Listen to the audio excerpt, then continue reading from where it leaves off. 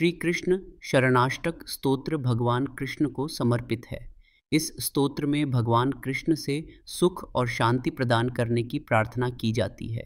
श्री कृष्ण शरणाष्टक स्तोत्र में व्यक्ति अपनी बुरी आदतों का उल्लेख करता है और भगवान कृष्ण से सही मानसिकता और मार्गदर्शन देने के लिए प्रार्थना करता है। सर्वसाधनहीनस्य पराधीनस्य सर्वतः पापपीनस्य दीनस्य श्रीकृष्ण शरणं मम। संसार सुख संप्राप्ति सन्मुखस्य विशेषतः बहिर्मुखस्य सततं श्रीकृष्ण शरणं मम।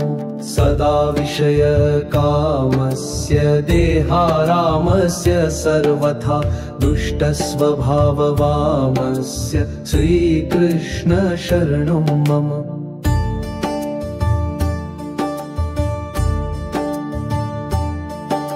संसार सर्वदुष्टस्य धर्मभ्रष्टस्य दुर्मते लौकिक प्राप्ति कामस्य श्रीकृष्ण शरणं मम। विस्मृतस्वीय धर्मस्य कर्म मोहित चेतसः स्वरूप ज्ञान शून्यस्य श्रीकृष्ण शरणं मम। संसार सिन्धुमग्नस्य भग्नभावस्य दुष्कृतेः दुर्भावलग्नमनसः श्रीकृष्ण शरणं मम।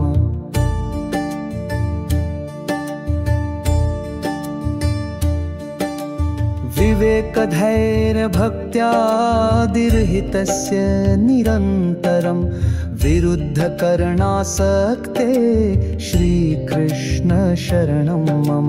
विषयाक्रान्तदेहस्य वैमुख्यऋतसन्मते इन्द्रियाश्वगृहीतस्य श्रीकृष्ण शरणं मम।